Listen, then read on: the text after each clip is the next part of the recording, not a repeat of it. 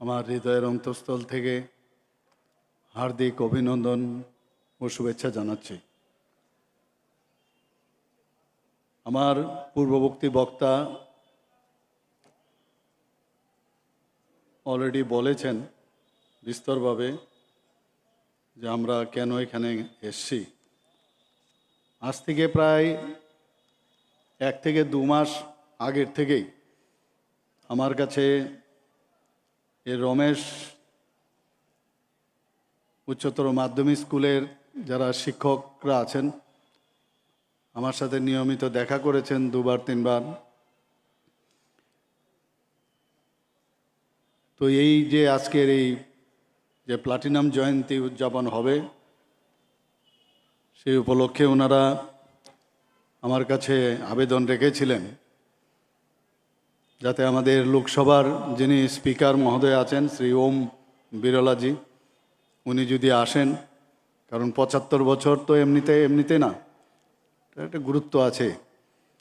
তো ওনাকে যাতে আমি আপনাদের হয়ে ইনভাইট করি, আমি সেই অনুযায়ী ওনাকে আমি চিঠিও দিয়েছিলাম। উনি পরবর্তী সময়ে আমাকে চিঠি দিয়ে উত্তর জানালেন যে ওনার একটা বিশেষ ওই সময়ে কাজ আছে, তাই আসতে পারবেন না। পরবর্তী সময়ে আবার এই বিদ্যালয়ের যারা শিক্ষকগণ আছেন আমার সাথে দেখা করলেন, বললেন যে ইউনিয়ন এডুকেশন মিনিস্টার যদি ধর্মেন্দ্র প্রধানজিকে আনা যায় তাহলে আরও ভালো হয়। আমি ওনাকে চিঠি দিয়েছি। তো সব মানুষ সবসময় অনেক সময় দিতে পারেন না, কিন্তু ওনার থেকে এখন পর্যন্ত কোনো আমি উত্তর পাইনি। যাই হোক, আমার তরফ থেকে আমি চেষ্টা করেছি। এখন আমি নিজে চলে এসেছি আপনাদের এখানে। আপনারা বলেছেন আমার তো আসতেই হবে, আমার তো তাল বাহানা করলে চলবে না, আমার তো আসতেই হবে।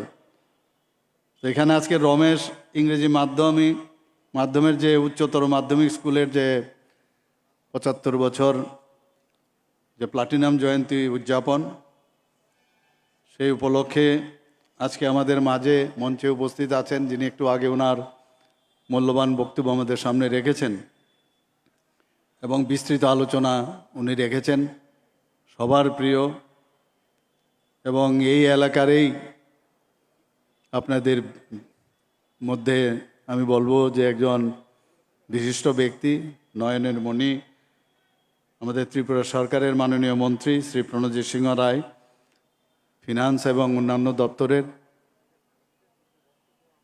প্রণজিৎ বাবুকে আমি দেখেছি একদম, যখন আমি ত্রিপুরাতে যত প্রোগ্রাম আমি দেখি এর মধ্যে সবচেয়ে বেশি যদি প্রোগ্রামে আমি এসে থাকি সেটা হচ্ছে গুমতি জেলা, আর বিশেষ করে আর.কে. নগর এবং আমাদের পাশাপাশি যে বিধানসভা আছে সবকটাতে, মাতাবাড়ি, কাকরাবন এবং অন্যান্য যেগুলো আমাদের আছে সবকটাতে, কিন্তু এখানে সবচাইতে বেশি।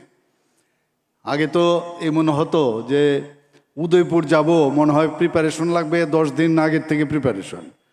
এখন তো সকালবেলা উঠেই মনে হয় যে উদয়পুর যাব, মনে হচ্ছে যে বাড়ির থেকে সেই বটতলা যাওয়া, এরকম একটা অবস্থা। খুব কাছাকাছি মনে হয় রাস্তাঘাট এত ভালো হয়ে যাওয়াতে। কিন্তু খুব ভালো লাগে মাতা ত্রিপুরা সুন্দরীর এখানে ওনার আশীর্বাদ রয়েছে, তো আসতেও ভালো লাগে, কোনো অসুবিধা হয় না। এখানে আমাদের মাঝে উপস্থিত আছেন যিনি অনারেবল সভাধিপতি গুমতি জেলা পরিষদের শ্রী দেবল দেব রায় মহোদয়। এটা টিম বলতে যা বোঝায় আমি দেখেছি এখানে, এটা কিন্তু মডেল, আমাদের ত্রিপুরা রাজ্যের একটা মডেল আমার মনে হয়। যেভাবে গুমতি ডিস্ট্রিক্টের মাননীয় মন্ত্রী, বিধায়ক এবং অন্যান্য যারা জনপ্রতিনিধি থেকে শুরু করে বিশিষ্ট ব্যক্তিদের একসাথে রেখে এবং একই সুতায় একটা মালা তৈরি করেছেন ওনারা। আমি অনেক ডিস্ট্রিক্টে আমি যখন যাই বলি যে জাস্ট লার্ন ফ্রম দেম, এবং এটা আমাদের জন্য কিন্তু একটা শক্তির বিষয়। যে কোনো কার্যক্রম হোক, সেটা যে ধরনের কার্যক্রম হোক, এটা নিশ্চিন্ত থাকে এই কার্যক্রম ফলপ্রসূ হবে। এখানে আমাদের মাঝে উপস্থিত আছেন দুই বিধায়ক, এবং আমার কাছে যা খবর আছে দুজন বিধায়কই এখানে এই স্কুলের ছাত্র। আপনারা নিশ্চয়ই খুশি হবেন যে দুজন প্রাক্তনী এখানে উপস্থিত। আমাদের কাকরাবন বিধানসভার সম্মানিত বিধায়ক শ্রী জিতেন্দ্র মজুমদার মহোদয়, ওনাকে মাঝে মাঝে আমি তাকিয়ে দেখি, মাঝে মাঝে দেখি ওনাকে দেখি মানে লুকস লাইক গ্লুমি। আমি বললাম, আরে হাসুন, আপনি কেন সবসময় মুখটা এরকম গুমরা করে থাকেন? হাসতে তো পয়সা লাগে না, একটু হাসুন মাঝে মাঝে, একটু হাসলে ভালো লাগে। এবং এখানে যারা আছেন সবাইকে বলবো আপনারা হাসুন।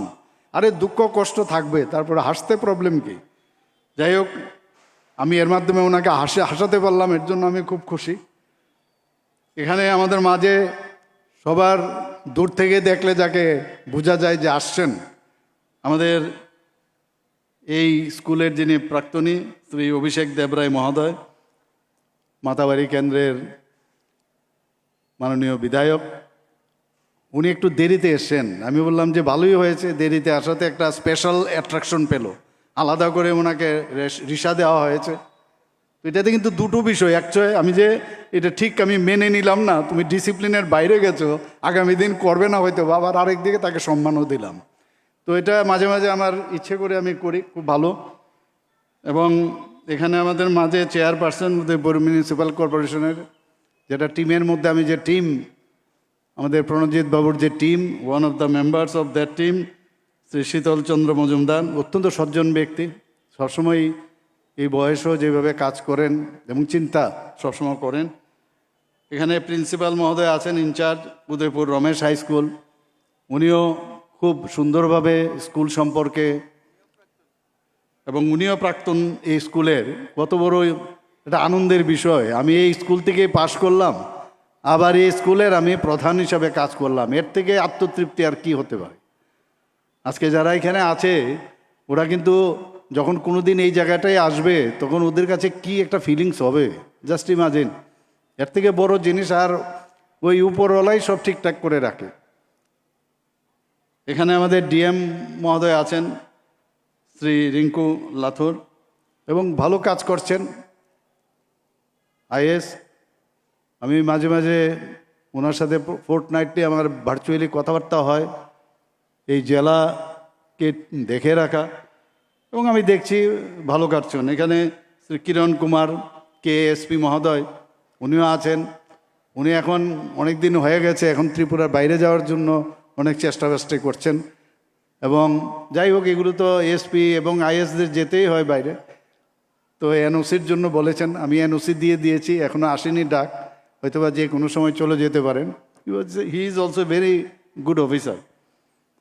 এখানে সবচেয়ে যারা, অনেককে আমি চিনি, অনেককে চেহারা চিনি, ব্যক্তিগতভাবে জানি, অনেকে বয়স্ক আছেন এখানে, প্রাক্তনী যারা আছেন, অ্যালুমিনি যারা আছেন, এবং শিক্ষক শিক্ষিকাগণ স্কুলের, এবং বিশেষ করে যারা এই স্কুলের যারা ছাত্রছাত্রীরা আছেন এবং অভিভাবকগণ যারা এখানে উপস্থিত, এবং বিভিন্ন স্তরের যে ইলেকটেড রিপ্রেজেন্টেটিভ, অন্যান্য এই এলাকার এবং বাইরের থেকেও যারা গুণীজনেরা এসছেন, গেস্টরা এসছেন, এবং মিডিয়া বন্ধুরা, সবাইকে আমি বিশেষ করে 2026-এর আজকে জানুয়ারির দ্বিতীয় দিন, গতকাল থেকে শুরু হয়েছে, সবাইকে আমি একটাই কথাই বলবো যে হ্যাপি নিউ ইয়ার।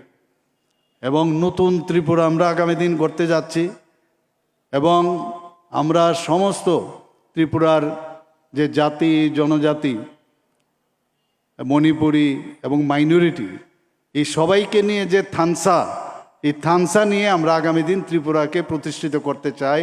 এবং এর যে কাণ্ডারি, ওই যারা আজকে ছোট ছোট ছেলে মেয়েরা বসে আছে, তারাই কিন্তু আগামী দিনের কাণ্ডারি। আমরা তো জাস্ট এখন গাড়ি আমরা চালাচ্ছি, মাননীয় প্রধানমন্ত্রীজি এই ডাবল ইঞ্জিনের সরকার যে বলে, এত স্পিডে গাড়ি চলছে এখন যে আমরা পিছনে আছি, আর কিছু লোক আছে এখনও দিচ্ছে না, খাচ্ছে না। ওই ইংরেজিতে একটা কথা আছে, আমরা মনে আছে যে আই ব্যাক টু স্টেট, একটা আমরা লিখতাম আই ব্যাক টু স্টেট, মানে ইংরেজি লিখতে গেলে আই ব্যাক টু স্টেটই হবে। তো আমার এক দাদা বলছিল না আরে আই ব্যাক টু স্টেট বাদেও আরও অনেকভাবে ইংরেজি লেখা যায়, মানে কোনো জায়গায় কাউকে কিছু চিঠি লিখতে গেলে। তো এখন দেখছি আমাদের যারা বিরোধীরা আছে, ওই জল নাই, রাস্তা নাই, একটা মুখস্থ করা, মেহনতি মানুষ এইসবই করতে থাকে। আরে তার বাইরেও আপনারা আসুন না, এগুলো আমি দেখি প্রায়। I back to state that due to this reason I could not attend the school. তো এইগুলো তো এখন চলে না, এগুলো সেই বস্তা পচা যে কথাগুলো সারা জীবন ওরা বলে এসছে, আগামী দিনেও বলবে। যাই হোক, আজকের এই দিনে আমার মনে হয় যে এই কথাগুলো না বললে ভালোই। একটা জিনিস, আজকের দিনটা কিন্তু খুব ইম্পর্ট্যান্ট আমাদের জন্য। এই কারণে আজকের দিনেই কিন্তু আমাদের এই স্কুল কিভাবে হলো, কাদের অবদান, কাদের কারণে এই স্কুলটা আজকে এই জায়গায় এলো। আমার কাছে যা খবর আছে, আমি যা পড়ছিলাম, এই স্কুলকে ধ্বংস করার জন্য দুর্বৃত্তরা আগুনও লাগিয়ে দিয়েছিল একবার। আমরা জানি কিছু মানুষ এই ধরনের লিপ্ত হতো, বিশেষ করে 70 দশকে তো আমরা নিজেরা দেখেছি। এবং এই স্কুলকে পরবর্তী সময়ে কিছু কিছু ব্যক্তি তাদের সাহায্যার্থে, সাধারণ মানুষের সাহায্যার্থে আবার নতুন করে সেটা দাঁড়িয়েছিল। এবং আজকের দিনের এই ফাউন্ডেশন ডে আমি বলবো যে আজকে 2 জানুয়ারি, এই 2 জানুয়ারিতে আজকে যাদের আশীর্বাদে এই স্কুলটা প্রতিষ্ঠিত হয়েছে, যতগুলো বনিদি স্কুল আছে ত্রিপুরাতে, তার মধ্যে ওয়ান অফ দ্য বেস্ট বনিদি স্কুল অফ ত্রিপুরা। তো সেই স্কুলের মান মর্যাদা, তার ইতিহাস আমরা যদি সবাই মিলে আমরা একবার এই দিনে মনে করা উচিত, প্রতিদিনই মনে রাখা উচিত এবং তাদেরকে শ্রদ্ধা নিবেদন করা উচিত। বিশেষ করে যার হাত ধরে আজকে এই স্কুল প্রতিষ্ঠিত হয়েছিল, আপনারা সবাই জানেন। আমরা এখানে আসার সময় ওনাকে আমরা মাল্যদান করেছি, ওনার প্রতি শ্রদ্ধা নিবেদন করেছি। এই যিনি ধীরেন্দ্র, ওনার যে এখানে রমেশ বাবুর হাত ধরে স্কুল প্রতিষ্ঠিত হয়েছিল এবং 1951 সালের 2 জানুয়ারি, এবং পরবর্তী সময়ে যে ওনার যে পুত্র, উনিও শিক্ষাবিদ, যে ধীরেন্দ্রচন্দ্র দত্ত, তাদের কারণে কিন্তু আজকে এই স্কুলটা প্রতিষ্ঠিত হয়েছে। এবং দুজনকে আমি শ্রদ্ধা জানিয়ে আমি 2-4টি কথা আপনাদের কাছে বলতে চাই। আমরা দেখুন, এই আমি কালকেও একটা জায়গায় আমি গেছি, সেখানেও আমি বলেছি, আমরা এক এক সময় বলি যে ম্যান ইজ নট ইম্পর্টেন্ট, কিন্তু আমার কাছে যা মনে হলো যে লিডার ইজ ভেরি ইম্পর্টেন্ট।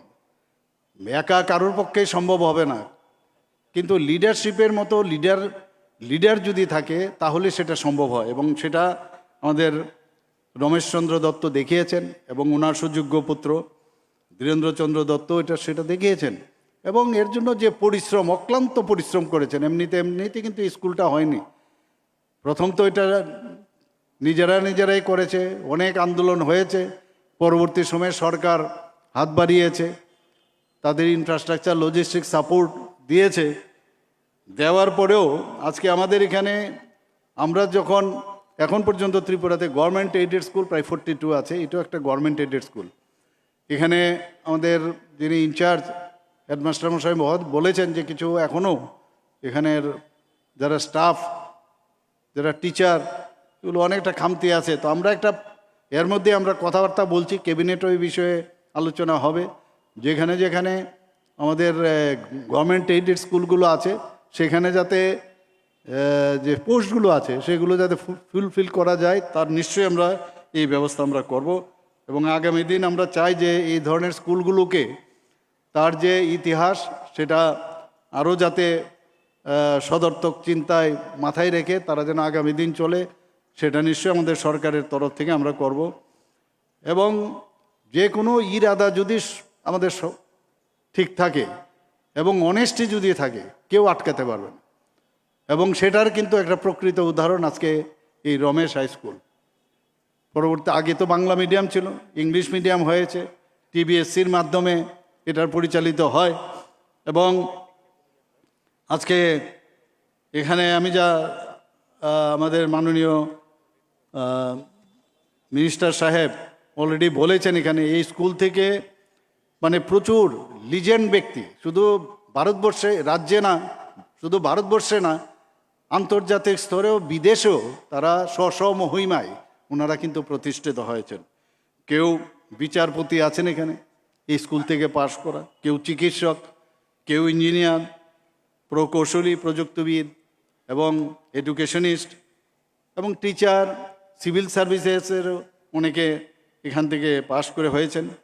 ভালো ক্রীড়াবিদ হয়েছেন, স্পোর্টসম্যান হয়েছেন, কেউ কেউ সায়েন্টিস্টও হয়েছেন, বায়োকেমিস্ট হয়েছেন, সেনাবাহিনীতে কমিশনড অফিসারও হয়েছেন, লেখক, কবি, ঔপন্যাসিক, নাট্যকার, গায়ক এবং ডান্সের দিকেও যারা নৃত্যশিল্পী সহ বিভিন্ন গুণীজনরা এই স্কুল থেকে পাশ করে তারা কিন্তু স্ব জায়গায় প্রতিষ্ঠিত হয়েছে। এখানে সমাজসেবাতেও অনেক এই স্কুল থেকে পাশ করার পর সমাজসেবায়ও নিয়োজিত হয়েছেন। বিধায়ক, মন্ত্রী থেকে মুখ্যমন্ত্রী পর্যন্ত এই স্কুল থেকে পাশ করছে। তিনজন বিধায়কও এই স্কুল থেকে ওনারা পাশ করে বর্তমানে এখানে আছেন। আমাদের 2023 সালে এখানে, যদিও আমার পূর্ববর্তী বক্তা বলেছেন, 2023 সালে যখন এখানে আমি কয়েকটা ফাংশনে এর আগেও এসেছিলাম, এমন একটা অবস্থা দেখলাম যে ওয়ালটা মনে হয় সেখানেই পড়ে যাবে, সেদিনই পড়ে যাবে। আমি বললাম এটা কীরকম, এই স্কুলের এত নাম দাম, এবং আমার সত্যিই খুব খারাপ লাগলো।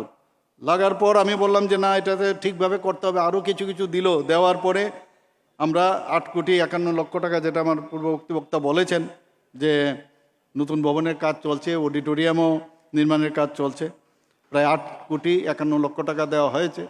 তাছাড়া সিনথেটিক যে ফুটবল টার্ফ যে মাঠটা হচ্ছে এখানে, সেটাও প্রায় 5,89,00,000 টাকা দেওয়া হয়েছে।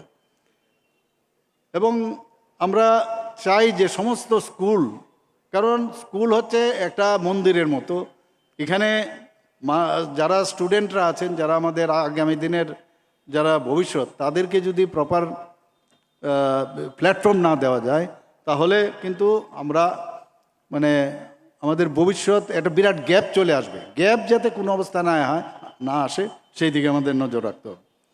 আমি গতকালও একটা জায়গায় আমি বলেছি যে এই বিষয়গুলো নিয়ে, যে 50 বছর পূর্তি হয়েছে আমাদের Tripura board of secondary education.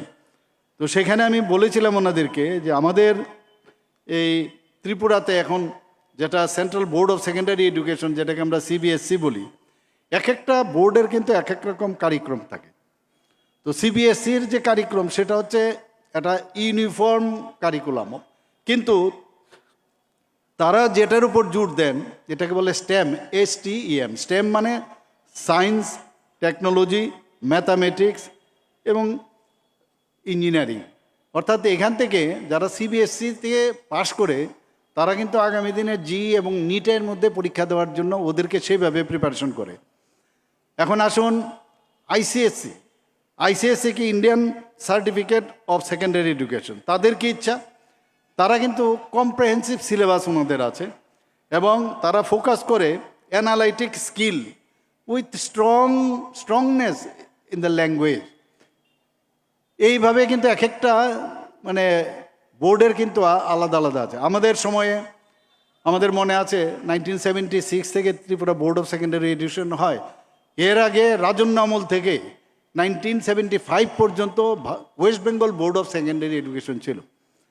এবং আমাদের সময়ে কিন্তু ক্যালকাটা ইউনিভার্সিটি ছিল, এখানে কিন্তু কোনো ইউনিভার্সিটিও ছিল না, এখানে কোনো বোর্ডও ছিল না। সেই জায়গায় এখনকার ছেলে মেয়েরা কিন্তু অনেক বেশি লাকি যে বোর্ড ত্রিপুরাতে আছে, ইউনিভার্সিটি এখানে আছে। এখানে গভর্নমেন্ট শুধু বিষয় না, অন্যান্য প্রাইভেট ইউনিভার্সিটি আসছে এখানে, এতগুলো এখন পড়াশোনার ক্ষেত্রে অনেক সুবিধা হয়ে যাচ্ছে এখানে। তো আজকে এখানে সিবিএসসিরও সুবিধা আছে, আইসিএসসিরও সুবিধা আছে, এবং সমস্ত দেশের মধ্যে বিভিন্ন যে রাজ্য, তাদের আলাদা আলাদা স্টেট বোর্ড থাকে, যেমন আমাদের Tripura board of secondary education. আমাদের এখানে কি আছে, আমাদের ত্রিপুরার যার যার রাজ্যের তার যে এখানে কালচার, তাদের যে ইতিহাস, তাকে কিন্তু ইনকর্পোরেট করতে হবে, তার যে তার যে বিভিন্ন বায়োডাইভার্সিটি ইত্যাদি এইগুলো কিন্তু ইনক্লুড করতে হয়। আমার মনে আছে এটি আমরা যখন West Bengal board of secondary education থেকেও আমরা পাশ করে যখন বাইরে পড়তে গেছি আমাদের পক্ষে খুব সমস্যা হতো। এই যে মাননীয় প্রধানমন্ত্রী যে ইউনিফর্ম এডুকেশনের কথা বলছেন, যদিও বামপন্থীরা এগুলোতে খুব আন্দোলন করতো, না বুঝেই হোক অজ্ঞানতার কারণেই হোক খুব হইচই করতো। কিন্তু আমরা দেখলাম এবং আমরা ব্যক্তিগতভাবে দেখেছি যে West Bengal board of secondary এডুকেশনের যে সিলেবাসগুলো ছিল একদম পুরো এনে এখানে কিন্তু ত্রিপুরা বোর্ড অফ সেকেন্ডারি এডুকেশনে এটারে মানে পেস্ট করে দিয়েছে, এটাকে কপি পেস্ট যাকে বলে। এতে করে আমরা যে পড়াশোনা মানে করেছি ওয়েস্ট বেঙ্গল সেম, বাইরে গিয়ে আমরা দেখলাম সেখানে আমাদের পক্ষে পড়াশোনা খুব অসুবিধা হয়। ওখানকার যে মানে পড়াশোনার যে স্টাইল যেটা সিবিএসসির মধ্যে আছে সেখানে গিয়ে আমাদের খাপ খাওয়াতে এমনিতেই সমস্যা হতো। এবং আমরা নিজেরাও দেখেছি, আমার নিজের একজন ব্যক্তি, আমরা যখন লখনৌতে আমি পোস্ট গ্রাজুয়েশন করতে যাই, এখান থেকে মানে ক্লাস 1-এ এই ত্রিপুরা বোর্ড অফ সেকেন্ডারি এডুকেশনে ক্লাস 1-এ ফার্স্ট হয়েছে, কিন্তু লখনৌতে গিয়ে আমি কোনো স্কুলে ভর্তি করাতে পারি না, পরীক্ষা দিয়ে পরীক্ষা হয় না। আমি বললাম আরে এই যে শিশু Bihar is suppose two B the best school in Tripura ওই সময়ে, এবং সেই স্কুল থেকে যে ফার্স্ট হয়েছে, বলে এই ফার্স্ট হয়েছে আমার কি হয়েছে, আপনাদের তো মানে পরীক্ষা দিয়ে তো ভর্তি পরীক্ষা দিচ্ছে, রেজাল্টে বেরোচ্ছে না। এখন তো ওই স্টুডেন্টের দোষ নেই, এই যে কারিকুলাম, এই কারিকুলামে এই যে অসুবিধা আমাদের হতো। তো টিবিএসসিও এখন আস্তে আস্তে কিন্তু সিবিএসসির ধাঁচে এখন আসছে। এই যে ইউনিফর্ম করা, এতে কিন্তু অনেক সুবিধা। তা আমি ওনাদেরকে বলেছি এই ধরনের সিবিএসসি হোক, আইসিএসসি হোক বা ইন্টারন্যাশনাল বোর্ডই হোক, ওপেন স্কুলিং হোক, যেগুলো ভালো যে তাদের যে কারিকুলাম সেগুলো যাতে ইনকর্পোরেট করে, তাতে করে আমাদের ছেলেমেয়েরা বাইরে গেলে তাদের যাতে অসুবিধা না হয়। এখানে ইন্টারন্যাশনাল বোর্ডও একটা আছে, সেই ইন্টারন্যাশনাল বোর্ডে কি বিদেশে পড়ার জন্য সেগুলো করা হয়। এবং আমাদের ওপেন স্কুলিংয়ের একটা সুবিধা হচ্ছে, যারা অনেকে আছে এখানেও আমাদের অলরেডি ওপেন ইউনিভার্সিটি হয়েছে, ওপেন বোর্ডের স্কুল করার জন্য ওরা এসছে অনেকে। তো এই যে মাল্টি ডাইমেনশনাল যে বোর্ডগুলো এসছে মানুষের কথা ভেবেই কিন্তু করছে।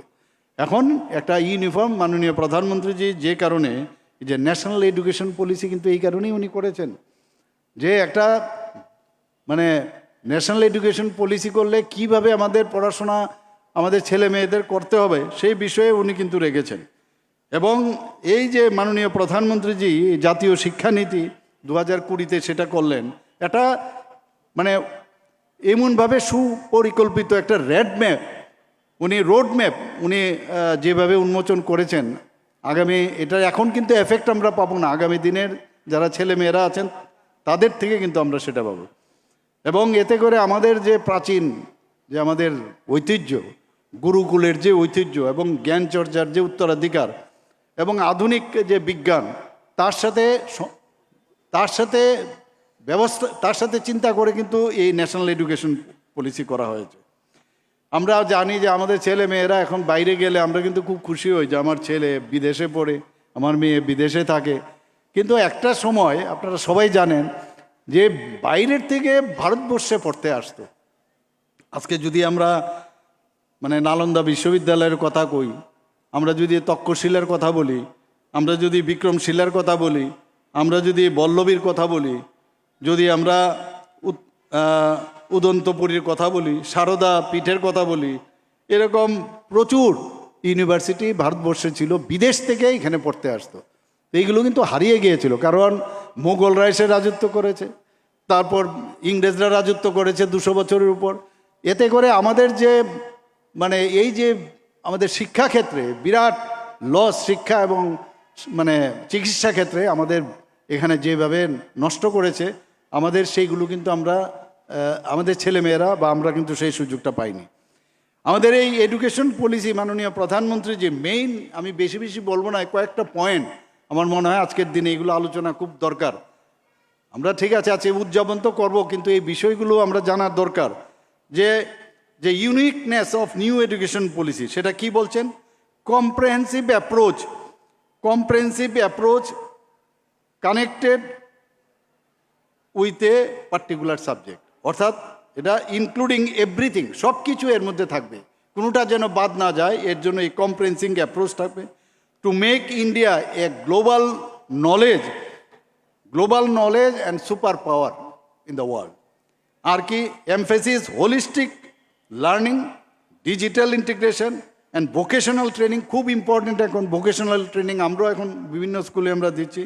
Aligning education with 21st century, promotes multidisciplinary education. এখন মানে বিভিন্ন, আজকে আমি এটা পড়ছি, আমার সায়েন্স নিচ্ছি, আমার ঠিক লাগছে না, আমি ইচ্ছে করলে আর্টসও যেতে পারি, কমার্সও যেতে পারি। এই যে ফ্লেক্সিবিলিটি এখন চলে এসছে ন্যাশনাল এডুকেশন পলিসি। আগে গতানুগতিক, ইভেন আমি যদি আজকে বিএসসি পড়তে যাই, ফার্স্ট ইয়ারে আমি পড়লাম, আমার কাছে কোনো কারণে আমি পড়তে পারলাম না, so you will get the certificate first year. এবং যদি সেকেন্ড ইয়ার হয় তার জন্য আরেকটু আপনাকে ডিগ্রি স্তরের একটা সার্টিফিকেট দেবে। এরকম থার্ড ইয়ারে গেলে বা অনার্স পেলে মাঝখানে ছেড়ে দিল, বা আপনি যদি ছেড়েও যান অন্য স্ট্রিমেও আপনি যেতে পারেন। এই যে ফ্লেক্সিবিলিটি এনেছে সেই ব্যবস্থা এখানে করেছেন। এবং একটা গ্যাপ, এই যে গ্যাপ যাতে না থাকে, যে প্রিপারেটরি স্টুডেন্টস ফর, যেমন আর্টিফিশিয়াল ইন্টেলিজেন্স, এখন আর্টিফিশিয়াল ইন্টেলিজেন্সের উপরে খুব জোর দিচ্ছে। গত পরশুদিন আমি একটা প্রোগ্রামে আমি গিয়েছিলাম স্বাস্থ্যের উপরে, আর্টিফিশিয়াল ইন্টেলিজেন্সের উপরে। আমি তো কিছুদিন আগে দিল্লিতে আমি গিয়েছিলাম, মাননীয় প্রধানমন্ত্রীজিও সেখানে ছিলেন। সেখানে 5G প্লাস AI এর উপর আমার একটা সেখানে একটা কিনোট স্পিকার হিসাবে আমার বক্তব্য রাখা হয়েছিল। পড়াশোনা করে আমি গেছি সেখানে থিওরিটিক্যাল কথাবার্তা হয়েছে, সব ঠিক আছে, বলা হয়েছে এগ্রিকালচারে AI এর কী ব্যবস্থা, ইভেন এডুকেশনে কী হবে, হেলথে কি হবে। হেলথে এখানে আমার যখন বলা হচ্ছিল এরকম যে suppose I M a doctor, I could not go to the OT today, but as if you are in room or at home, you will see through AI as if you are in the OT, মানে নিজে দেখছেন এরকম মনে হচ্ছে আমি physically present. এবং সেটাই গত পরশু দিন আমি দেখলাম যে থিওরি ঠিক আছে, কিন্তু তার ইমপ্লিমেন্টেশন, এলিমিনেশন অফ টিউবারকুলোসিসের উপরে, এখানে শুভ্র ছিল সেদিন ওই প্রোগ্রামে। তো সেই জায়গার মধ্যে আমি দেখলাম যে পেশেন্টের এই টিউবারকুলোসিসের মধ্যে এবং আনসার বেরিয়ে আসছে। তো এআইকে নিয়ে যাতে আমরা আগামী দিন আমাদের স্টুডেন্টদের বেটার হয়, তার জন্য এই আজকে এই মাননীয় প্রধানমন্ত্রীজি আমাদের যে জাতীয় শিক্ষানীতি সেটা করেছেন। আজকে ensuring equitable access to education to rural and যারা মার্জিনালাইজড কমিউনিটি, একদম শেষ প্রান্ত অবধি যারা ব্যক্তি আছেন তাদের কাছে এই এডুকেশন যাতে পৌঁছায় তার জন্য এই ব্যবস্থা করেছেন। শুধু তাই না, যারা আমাদের যারা বিকলাঙ্গ আছে তাদেরও কীভাবে তাদের পড়াশোনা করা যায় তাদের জন্য এই ব্যবস্থা আছে। আমি মোটা বিষয়গুলো আপনাদের সামনে রাখলাম। এবং মাননীয় প্রধানমন্ত্রী যে একটা কথা বারবার বলছেন যে শিক্ষা কেবলমাত্র খালি বই পড়লেই হবে না, এটার মূল্যবোধ, বিকাশ এবং জাতি গঠনের যে আমরা যে রাষ্ট্রবাদী চিন্তাধারায় সেটা আমাদের কাছে একটা শিক্ষা, আমাদের কাছে একটা হাতিয়ার, এবং আমরা আগামী দিন সেইভাবে আমরা কাজ করব।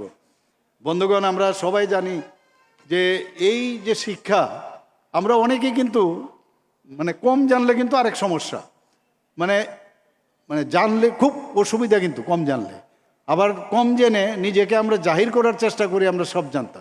কাজেই এই শিক্ষা, প্রকৃত শিক্ষার মাধ্যমে আমরা যদি ভ্যালু এডেড যদি আমরা এডুকেশন আমরা করি, তাহলে এই যে অন্ধকার থেকে আলোর দিকে আমরা যেতে পারবো, অসত্যর থেকে আমরা সত্যর দিকে আমরা যেতে পারবো, আমরা অনৈতিকতার থেকে নৈতিকতার দিকে আমরা যেতে পারবো।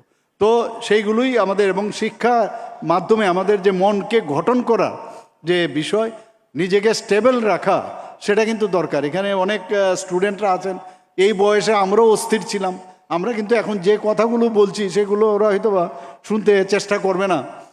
আমি কালকেও এই কথাগুলো বলছিলাম যে এই সময়ে যারা এই কথাগুলো শুনবে, আমরা কি করি, বয়কালে মন্দিরে যাই, এবং বয়কালে মন্দিরে গিয়ে কী লাভটা হবে, সমাজের কি কাজ হবে, এই টাইমেই কিন্তু তাদের এই যে আমাদের মুনি ঋষিরা যা বলে গেছেন এই সময়ই কিন্তু শোনার, এবং যারা এই বয়সে সেটাকে ক্যাচ হোল্ড করতে পারবে তারাই আগামী দিন এই রাজ্যকে, যে নতুন ত্রিপুরার কথা বলছি, তারা গঠন করতে পারবে।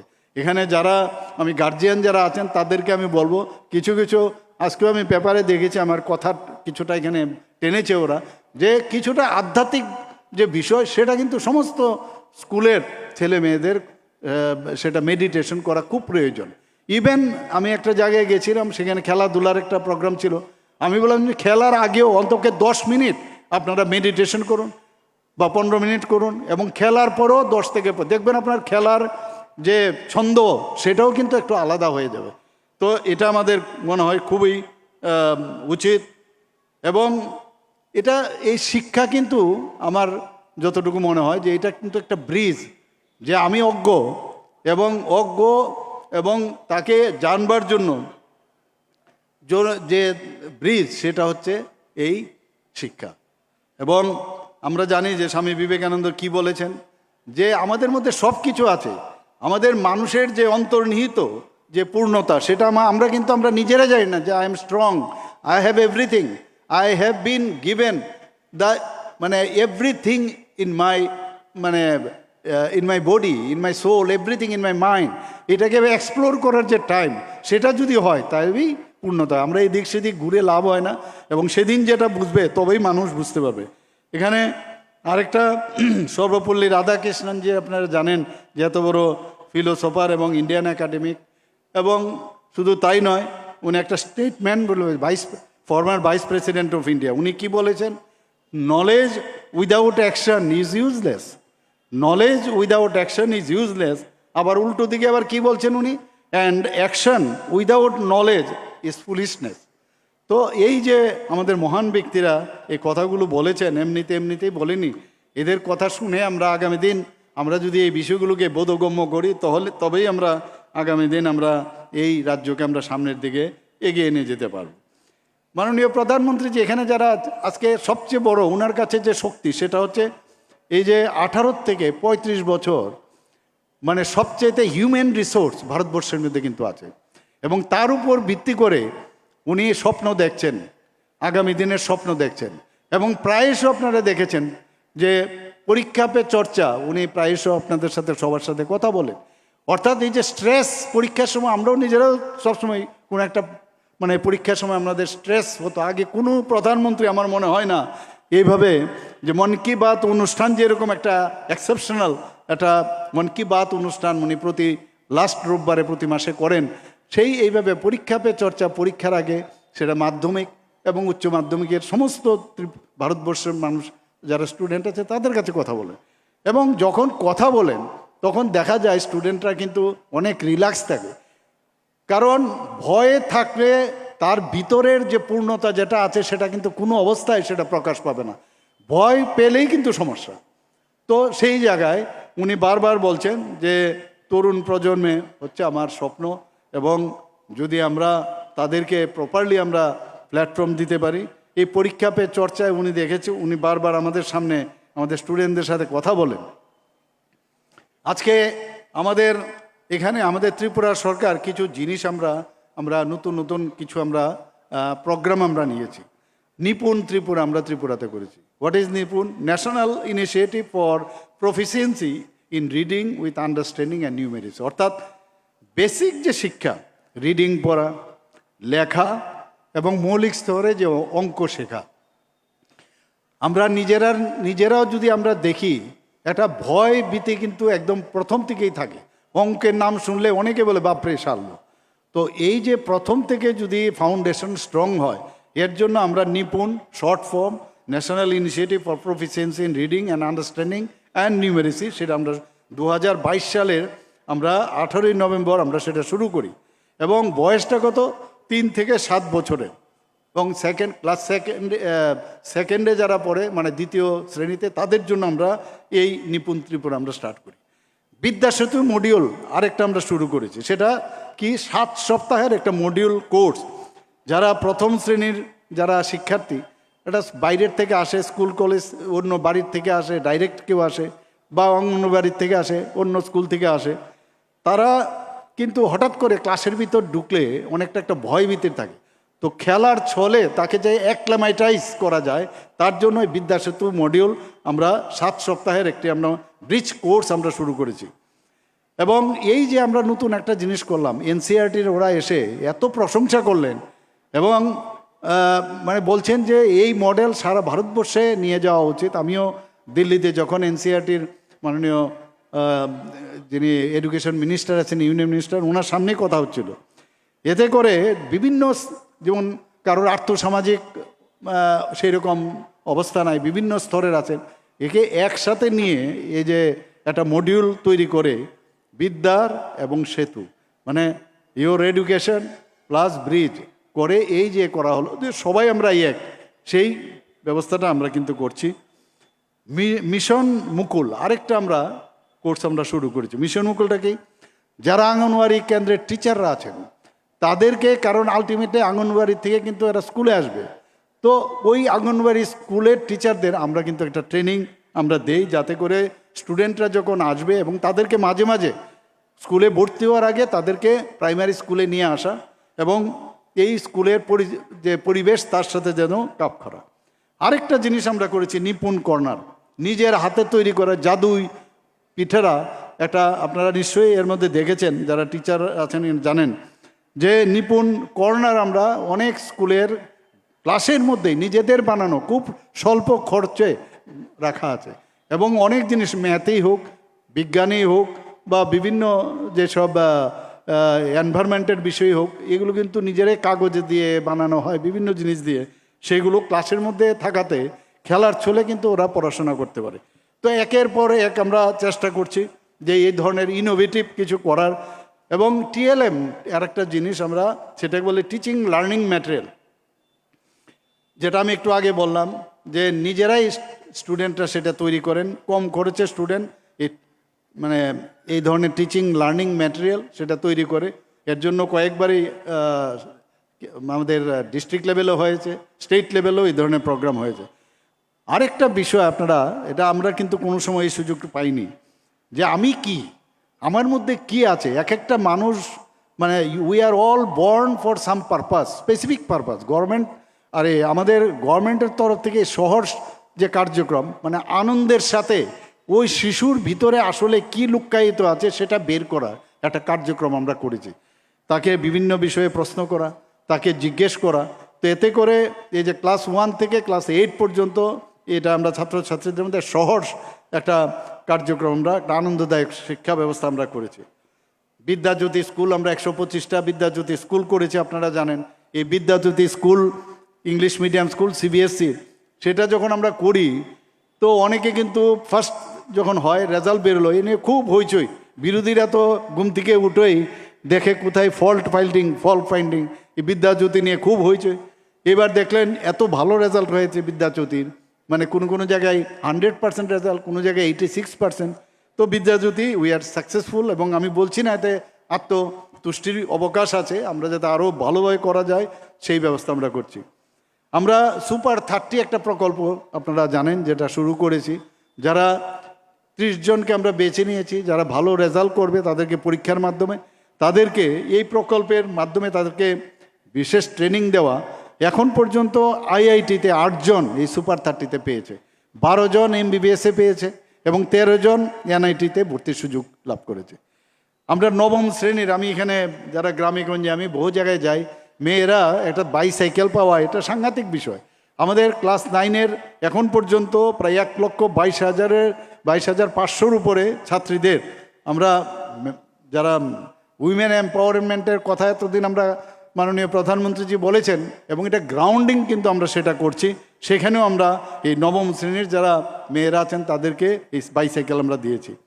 আমরা 703 জন মেধাবী শিক্ষার্থী যারা আছেন, এই চিফ মিনিস্টার এখানে আমার অর্থমন্ত্রী মহোদয় আছেন, উনি এটা কিন্তু আমাদের বিরোধীরা বলেন যে কোন কাজটা করেছেন, এতগুলো তো আপনারা বলেন কিন্তু কোথায় সেগুলোর ইমপ্লিমেন্টেশন। কিন্তু আমরা কিন্তু যেটা বলি সেটা আমরা করি। Chief ministers annual state award for academic excellence, এই যে প্রকল্প, তার মাধ্যমে আমরা 703 জন মেধাবী শিক্ষার্থীকে আমরা আইপ্যাড এবং ট্যাব এর মধ্যে দেওয়া হয়েছে।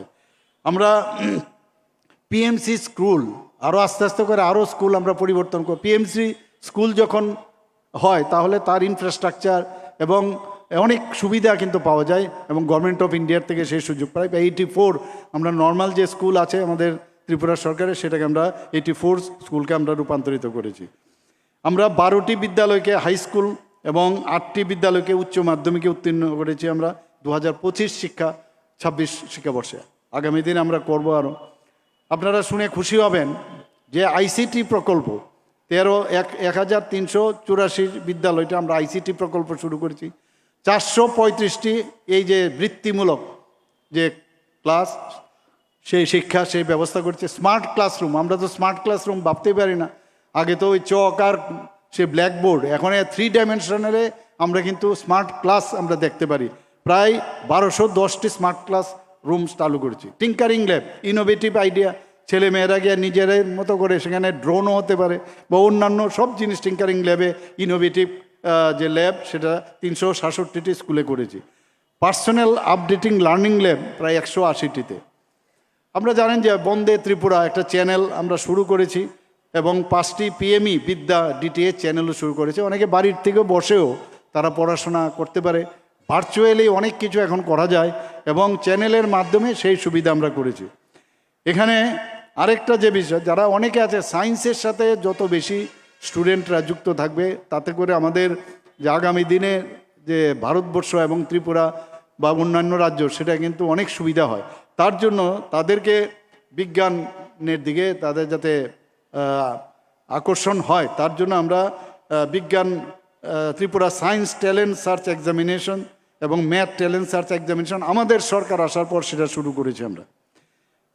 আমরা পিএম জনমন প্রকল্পে যারা জনজাতি ছেলেমেয়েরা আছেন তাদের জন্য 32টি হোস্টেল এবং 15টি হোস্টেল ধরতি আবার জনজাতি গ্রাম উৎকর্ষ অভিযানে সেটা আমরা অলরেডি সেটা করার আমরা ডিসিশন নিয়েছি। ট্রেসপের মাধ্যমে প্রায় আমরা ওয়ার্ল্ড ব্যাংক থেকে আমরা লোন নিয়েছি। সেখান থেকে ট্রেসপের মাধ্যমে এই ককবরক, চাকমা ও মিজু ভাষায় বই প্রকাশ এবং প্রায় 7,821 জন যারা জনজাতি টিচার আছেন তাদেরকে ট্রেনিং কিন্তু দেওয়া হয়েছে। আপনারা শুনে খুব খুশি হবেন যে মিজোরাম এবং গোয়ার পরে আমরা কিন্তু ত্রিপুরা, যেটা 3য় পূর্ণ স্বাক্ষর রাজ্য হিসাবে সেই গৌরব কিন্তু আমরা অর্জন করেছি এবং সেটা কিন্তু আমাদের জন্য অত্যন্ত আনন্দের বিষয়। এবং আমি নিজেও সেখানে ছিলাম। সেখানে 23 জুন 2025 এটা ঘোষিত হয়েছিল এবং আমাদের যে সাক্ষরতার হার এটা প্রায় 95.6%। এখানে 95% ইউনেস্কো যে তাদের যে গাইডলাইন, এখানে কিন্তু খালি সাইন করলেই হবে না, এখন কিন্তু অনেক গাইডলাইন্স আছে। তার মধ্যে যদি সেটা হয় তবেই সেটাকে 95% হলে তার 100% ধরা হয় এবং আমরা ত্রিপুরা কিন্তু সেটা পেয়েছি। শুধু তাই নয়, এখানে কিন্তু যারা এই সাক্ষরতার দিক দিয়ে যারা উন্নত মানের তাদেরকে স্কিল ডেভেলপমেন্ট করানো যায় কি না সেই কথাও কিন্তু আমরা আমাদের নির্দেশ আমরা দিয়েছি। আমরা এর মধ্যে মুখ্যমন্ত্রী কন্যা আত্মনির্ভর যোজনা একটা শুরু করেছিলাম। আমাদের যে মাননীয় হেলথ মিনিস্টার জেপি নাড্ডাজি এসেছিলেন, সেখানে উনি সেটা ঘোষণা দিয়েছিলেন যারা সিবিএসসি এবং টিবিএসসি এখানে 140 জন যারা মেধাবী ছাত্রীরা আছেন তাদের বিনামূল্যে আমরা স্কুটি প্রদান করেছি বন্ধুগণ। তো এইরকম বহু আমরা আমাদের সরকার চাইছে যে প্রি মেট্রিক স্কলারশিপ হোক, আমাদের পোস্ট মেট্রিক স্কলারশিপ হোক, যারা জনজাতি মেয়েরা আছেন ছেলেরা আছেন তাদের জন্য আমরা করছি। এখানে একলব্য মডেল স্কুল, এত সুন্দর একলব্য মডেল রেসিডেন্সিয়াল স্কুল ত্রিপুরাতে অলরেডি আগের সরকার আমাদের 2018 আগে মাত্র 4টা ছিল, সেখানে আমাদের অলরেডি 21টা অনুমোদিত হয়েছে, 12টা চালু হয়ে গেছে, 6টা মার্চের মধ্যে হয়ে যাবে এই বছরে, আর বাকি 2টো যে আছে সেটাও হবে। আমি এবার যখন দিল্লিতে যাই, এটা কিছু ক্রাইটেরিয়া আছে যে মিনিমাম 20,000 যে বিভিন্ন ব্লকে, প্রতিটা ব্লকের মধ্যে যে দিল্লির থেকে যে ডিসিশন হয়েছে এই একলব্য রেসিডেন্সিয়াল মডেল ইএমআরএস শুরু হবে। কিন্তু যে ক্রাইটেরিয়া আছে 20,000 মিনিমাম ট্রাইবেল থাকতে হবে, আবার পপুলেশনের 50% থাকতে হবে। তো এই যে ক্রাইটেরিয়ার উপর ভিত্তি করে আমি দেখলাম আরও একটু যদি রিল্যাক্সেশন দেওয়া যায় 15টা আরও ইএমআরএস করা যাবে, তার জন্য আমি দাবি রেখে এসেছি বন্ধুগণ।